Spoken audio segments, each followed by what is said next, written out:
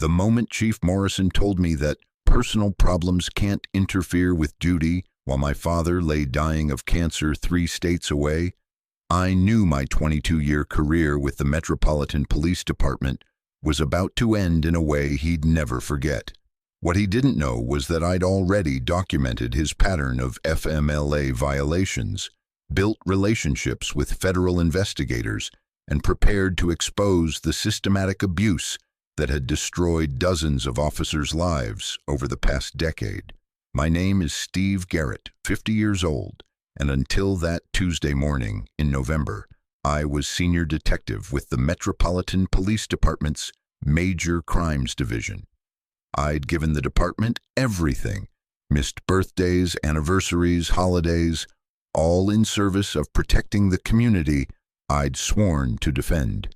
But when my father received a terminal diagnosis, and I needed the department's support for the first time in my career, Chief Morrison taught me the difference between loyalty and blind obedience.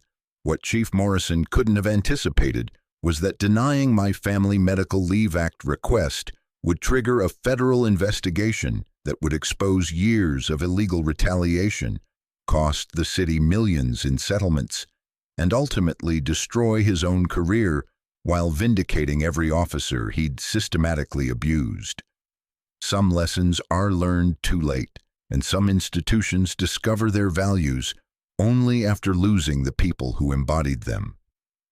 The call that changed everything came on a gray October morning while I was reviewing evidence for an armed robbery case that had consumed 3 weeks of my life.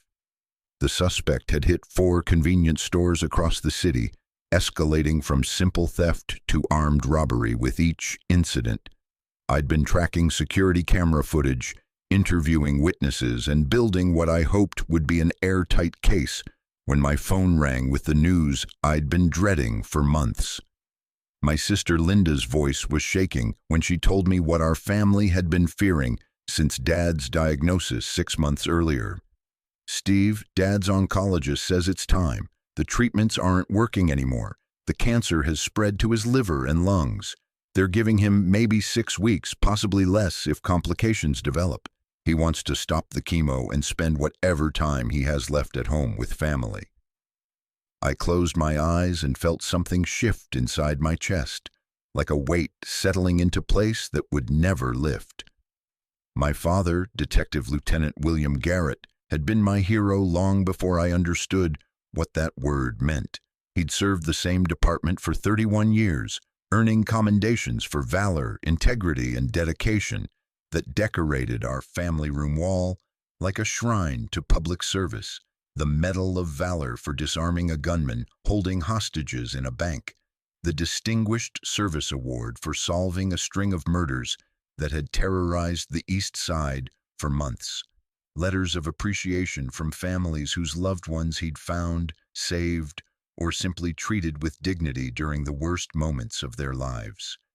Now he was dying, and I was 300 miles away, buried in case files and departmental meetings while he faced his final weeks alone except for Linda, who was trying to manage her own family while caring for our increasingly frail father. "I'll be there," I told Linda, my voice steadier than I felt. "Whatever he needs, however long it takes. I'll figure out the work situation and drive down this weekend to start making arrangements. Steve, you don't have to sacrifice your career for this. Dad wouldn't want..." "Dad sacrificed plenty for his career. Now it's my turn to sacrifice for him." That's when I learned exactly how much my 22 years of dedicated service meant to the current administration, and how little Chief Morrison understood about the values that had built the department he now controlled. I'd known Chief Morrison for 6 years, ever since he'd been brought in from the state capitol to modernize our department with methods he'd learned at business school and leadership seminars. He was 55 years old, politically ambitious, and had quickly developed a reputation for treating veteran officers like outdated equipment that needed to be upgraded or replaced. Morrison viewed emotional attachment to traditional law enforcement values as weakness, family obligations as inconvenient distractions from professional duty, and loyalty as something that flowed upward from subordinates to supervisors rather than downward from leaders to their people. But I'd assumed that family medical emergencies would be different. The Family Medical Leave Act exists specifically to protect employees who need time to care for seriously ill family members, and I'd never taken extended leave during my entire career. I'd worked through my own kidney stone surgery, came back early from my honeymoon when a major case broke, and hadn't used a single sick day in 3 years. I'd earned 12 weeks of protected leave time, and I needed maybe half of that to help my father through his final weeks, while supporting Linda through what would be the most difficult period of our lives. I was wrong about Morrison's capacity for compassion, and I was wrong about his respect for federal law. The meeting I requested took place in Morrison's office on a Wednesday afternoon, surrounded by the symbols of authority he'd carefully arranged to intimidate visitors: diplomas from prestigious universities, photos with politicians and police executives, awards from law enforcement organizations that had never seen him work a single case or make a single arrest. He listened to my request with the detached expression of someone reviewing budget spreadsheets rather than hearing about a family's medical crisis. "Detective Garrett, I understand your father is ill," Morrison said when I finished explaining the situation. "But we're in the middle of a crime surge, budget hearings with the city council, and a federal review of our use of force policies. I can't afford to lose experienced detectives for personal matters, especially not for extended periods."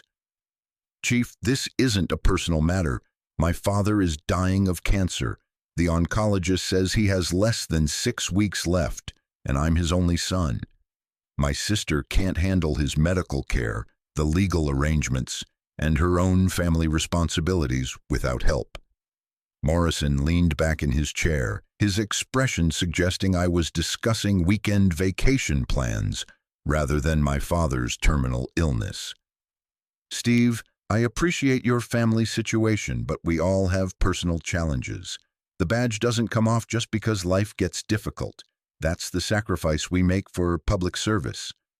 "That's exactly why the Family Medical Leave Act exists," I replied, keeping my voice steady despite the anger building in my chest.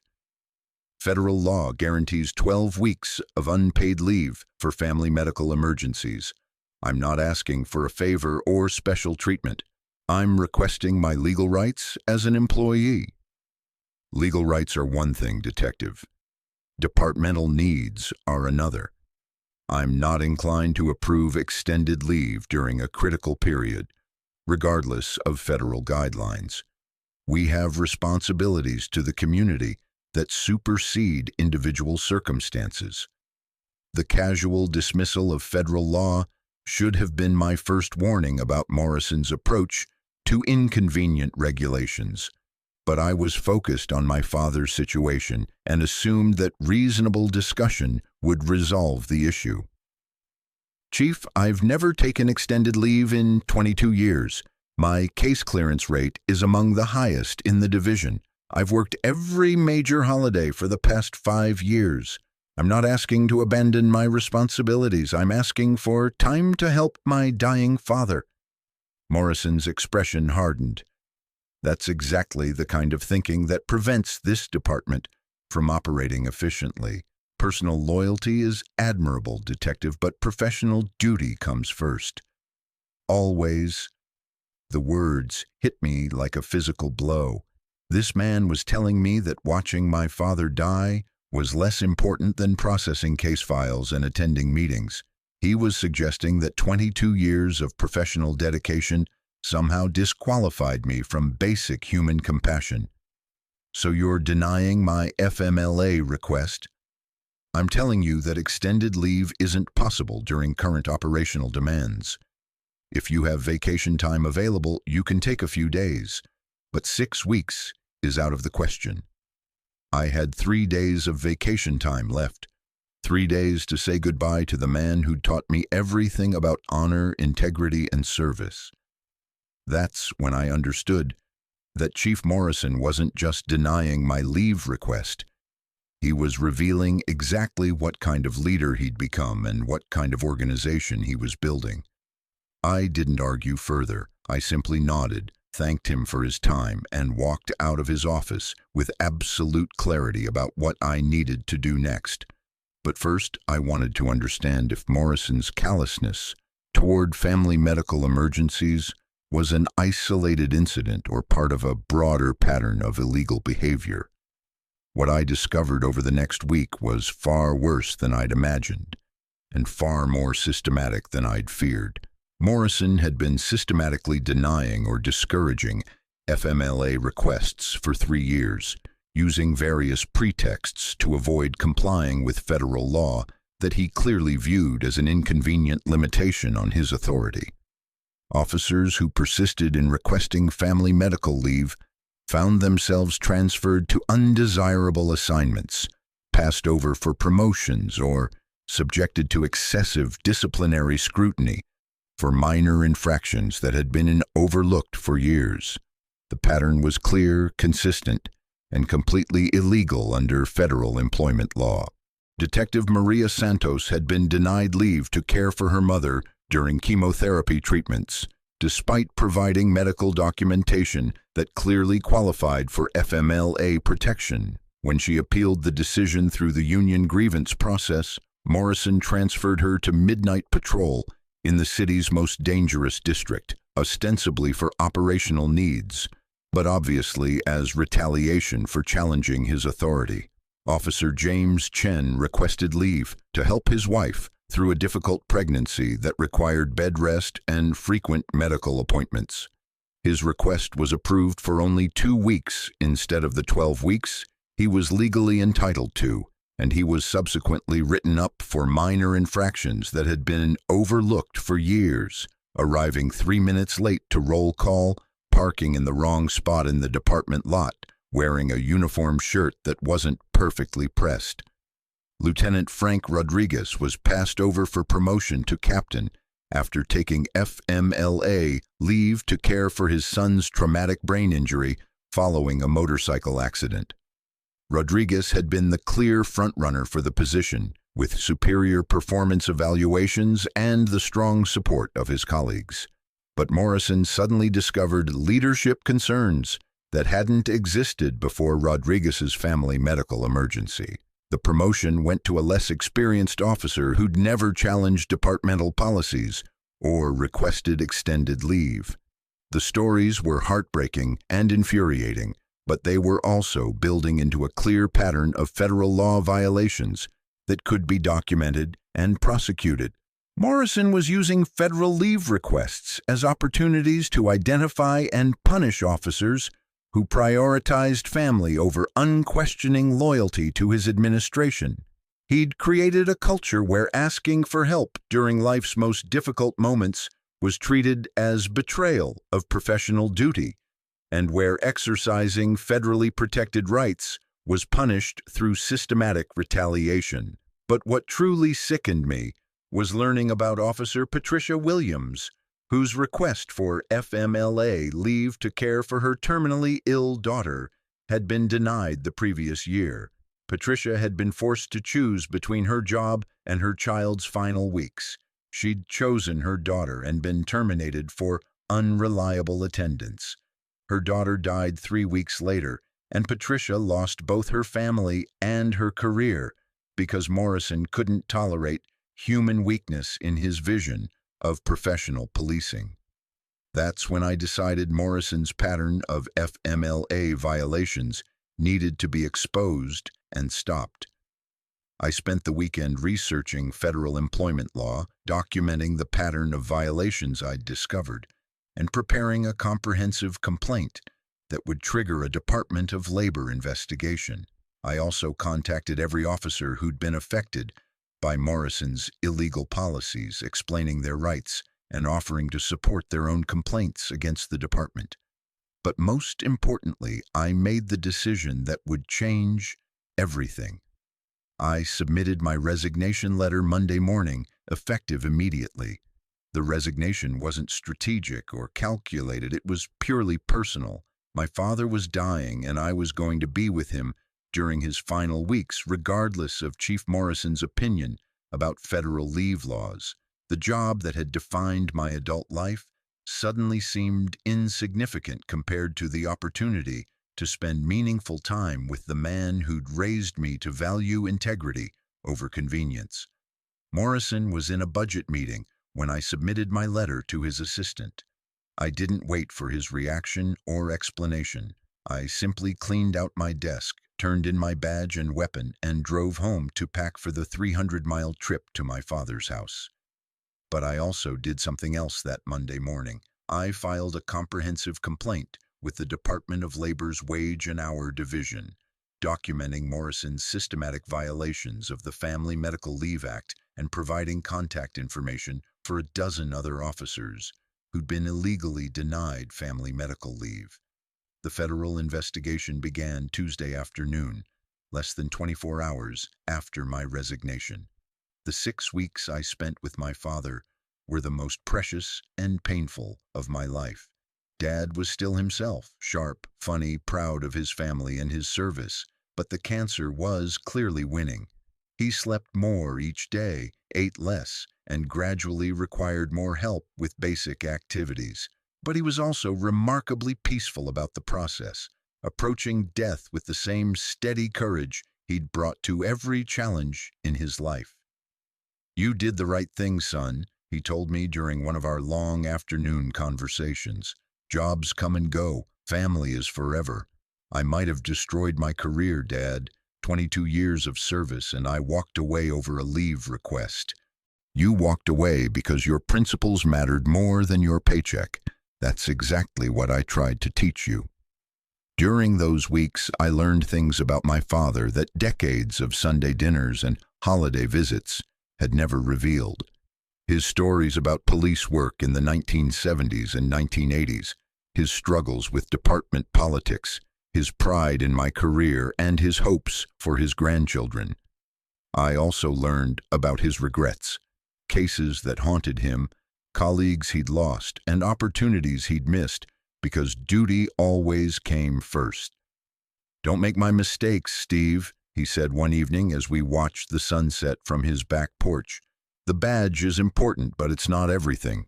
The people who love you matter more than the people who employ you." He died on a Thursday morning in December, peacefully in his sleep, with Linda and me holding his hands. The funeral was packed with current and retired officers who remembered Lieutenant William Garrett as the kind of cop they'd all aspired to become. Chief Morrison was notably absent, though several officers mentioned that he'd been dealing with some administrative issues that prevented his attendance. Those administrative issues, I learned later, were the result of my Department of Labor complaint. Federal investigators had spent 6 weeks interviewing officers, reviewing personnel files, and documenting Morrison's systematic violations of family medical leave laws. What they found was evidence of a deliberate pattern to discourage and illegally deny FMLA requests, affecting over 30 officers during Morrison's tenure as chief. The investigation also revealed that Morrison had been falsifying departmental records to hide the scope of his FMLA violations. Officers who'd been denied leave were listed as having withdrawn their requests, and complaints about illegal denials were categorized as personality conflicts or performance issues. The federal investigators characterized it as systematic obstruction of employees' civil rights under federal labor law. But the most damaging discovery was Morrison's email to the mayor, sent 2 days after my resignation, in which he explicitly stated his intention to discourage family leave requests through strategic personnel decisions because emotional attachment to family undermines professional reliability. That email became the centerpiece of the federal case against the city. 2 weeks after my father's funeral, I received a call from Assistant Attorney General Catherine Hayes, who was leading the federal investigation. "Mr. Garrett, I wanted to personally thank you for bringing this matter to our attention. Chief Morrison's violations of federal labor law appear to be systematic and intentional. We're prepared to file suit against the city for damages and injunctive relief. What does that mean for the officers who were affected? Significant financial compensation for those who were illegally denied leave, plus mandatory policy changes to ensure compliance with federal law. We're also recommending criminal charges against Chief Morrison for civil rights violations under color of authority. And what about my own situation? Your resignation appears to have been constructive discharge. You were forced to quit because the department created illegal working conditions. You're entitled to full back pay, benefits, and reinstatement if you choose to return. I thanked her for the information, but explained that I wasn't sure about returning to the department. Too much had changed, and I needed time to process both my father's death and the destruction of my law enforcement career. That's when she mentioned something that changed everything. Mr. Garrett, there's one more thing you should know. 3 other officers have submitted resignations this week, citing the same concerns about family medical leave policies. Your complaint has given them the courage to come forward with their own stories. This investigation is much larger than Chief Morrison's individual misconduct. It's exposing systematic problems with how this department treats employees' family obligations. The federal lawsuit was filed in March, 6 months after my father's death and 4 months after my resignation.